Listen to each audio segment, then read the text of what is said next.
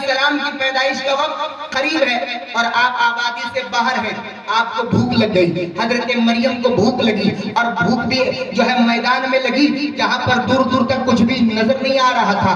آپ ایک خشک کھجور کے سائے میں بیٹھ گئی۔ کھجور کا درخت تھا لیکن خشک پڑا ہوا تھا، سوکھ چکا تھا، آپ اس کے سائے میں بیٹھ گئی۔ اللہ تبارک و تعالیٰ نے ارشاد فرمایا وَهُزِّي إِلَيْكِ بِجِذْعِ النَّخْلَةِ تُسَاقِطْ عَلَيْكِ رُطَبًا جَنِيًّا۔ قرآن مقدس کھول کر کے دیکھیے 16واں پارے کے اندر میں یہ آیت آپ کو مل جائے گی۔ فرمایا وَهُزِّي إِلَيْكِ بِجِذْعِ النَّخْلَةِ تُسَاقِطْ عَلَيْكِ رُطَبًا جَنِيًّا۔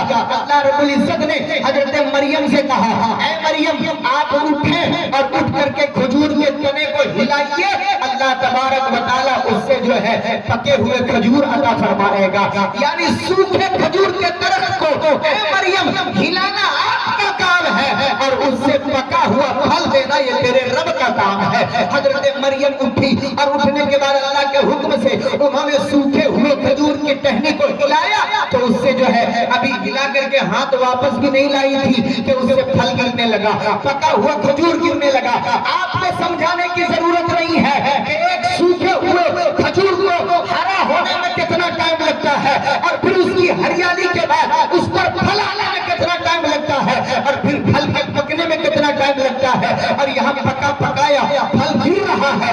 اللہ تبارک و تعالیٰ نے یہ کرامت حضرت مریم کے ہاتھ سے ظاہر فرمائی۔ اللہ رب العزت سے سوال کرنے والے نے سوال کیا مولا آخر تو یہ کام تو بغیر حضرت مریم کے ہاتھ کے بھی کر سکتا تھا، یعنی تو ایسا بھی کرتا کہ اچانک سے اس درخت کو ہرا بھرا کر دیتا اور اس پر پھل بھی آ جاتے، پھر پھل گر کر کے حضرت مریم کی گود میں آ جاتے اور وہ پھل کو اٹھا کر کے کھا لیتی، ان میں ہاتھ لگانے کی کیا ضرورت تھی؟ تو اللہ رب العزت کی جانب سے آواز آئے گی بندے تیرا رب اس بات پر قادر ہے، وہ یہ کر سکتا تھا لیکن حضرت مریم کے ہاتھ کو لگایا اس لیے تاکہ زمانے کو پتا چلے کہ اللہ تبارک و تعالیٰ اس درخت میں ہریالی لاتا ہے جس درخت کو ولیوں کا ہاتھ لگ جاتا ہے۔ اللہ کے ولیوں کا ہاتھ جس درخت کو لگ جاتا ہے اس میں ہریالی لاتا ہے۔ یعنی ہریالی تو ایسے بھی وہ لا سکتا تھا لیکن ہاتھ کی عظمت کو بتانا ضروری تھا۔ نبی کونین صلی اللہ علیہ وسلم کی ایک حدیث پاک ہے، حضور ارشاد فرماتے ہیں ایک شخص تھا 99 آدمی کا قاتل تھا۔ کتنے آدمی کا؟ 99 آدمی کا قاتل، بڑا پریشان ہو گیا۔ 99 قتل کرنے کے بعد گیا کچھ لوگوں کے پاس جا کر کے کہا کہ کسی کا پتہ بتاؤ تاکہ میں جا کر کے اس سے پوچھوں کہ کیا 99 قتل کے بعد بھی میری معافی ہو سکتی ہے، میری معافی 99 قتل کے بعد بھی ہو سکتی ہے۔ لوگوں نے بتایا نعرہ تکبیر، نعرہ رسالت۔ کسی نے بتایا کہ فلاں جگہ چلے جاؤ وہاں ایک عالم ہے جو راہب عالم۔ جب اس کے پاس ہو گیا جانے کے بعد اس نے پوچھا کہ میں 99 لوگوں کا قاتل ہوں، کیا میری بخشش ہو جائے گی؟ راہب نے کہا نہیں، بخشش نہیں ہوگی۔ اس نے کہا جب بخشش ہونی نہیں ہے تو پھر تم کو کیوں چھوڑوں گا، اور پھر اس کو بھی قتل کر دیا۔ اب وہ 100 لوگوں کا قاتل ہو گیا۔ لوگوں سے پوچھا بتاؤ کہ کیا میں کوئی ایسے عالم کا پتہ بتاؤ جہاں پر جا کر کے میں پوچھ سکوں۔ ایک عالم ربانی کے بارے میں بتایا گیا، ان کے پاس وہ گئے، جانے کے بعد پوچھا میں 99 بلکہ 100 لوگوں کا قاتل ہوں تو کیا میرا رب مجھے بخش سکتا ہے؟ اس عالم دین نے کہا ہاں اللہ تبارک و تعالیٰ تجھے 100 قتل کرنے کے بعد بھی بخشنے کی طاقت رکھتا ہے، لہٰذا تم توبہ کرو اور ایسا کرو فلاں بستی میں چلے جاؤ، وہاں کچھ اللہ کے بندے رہتے، وہاں کچھ اللہ کے بندے۔ یہ اللہ کے بندے کون تھے؟ یہی اللہ کے ولی تھے۔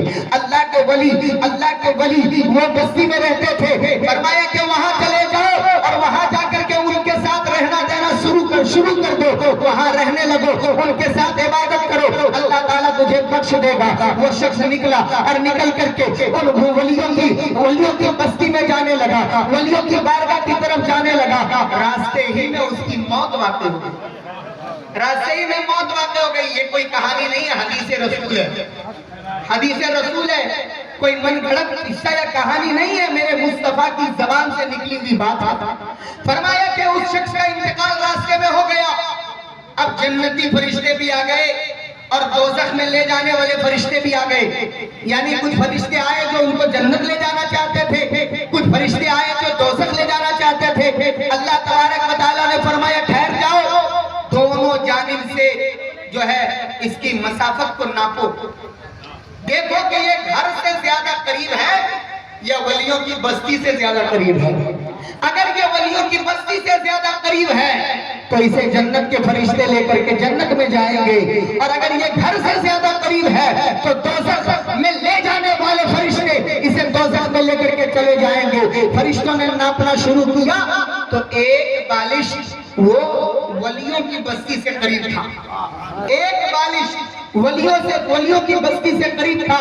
شارحین حدیث لکھتے ہیں کہ حقیقت میں وہ اپنے گھر سے قریب تھا، ولیوں کی بستی سے دور تھا، لیکن اللہ تبارک و تعالیٰ کو بخشنا منظور تھا. اس لیے رب تبارک و تعالیٰ نے اس کے گھر کی طرف کے راستے کو اور پھیلا دیا اور ولیوں کی بستی والے راستے کو اور سمیٹ دیا، اور جو ہے فرشتوں کو ناپنے کا حکم دیا. فرشتے ناپے اور ناپ کر کے اس کو جنت میں لے کر کے چلے گئے. ایک سوال پیدا ہوتا ہے کہ آخر اللہ تبارک و تعالیٰ کو نپوانے کی کیا ضرورت تھی؟ نپوانے کی کیا ضرورت تھی؟ رب چاہتا تو دوزخیوں کو، دوزخ میں لے جانے والے فرشتوں کو حکم دے دیتا، وہ لے کر کے دوزخ چلے جاتے، یا جنت میں لے جانے والے فرشتوں کو حکم دے دیتا، وہ جنت میں لے کر کے چلے جاتے.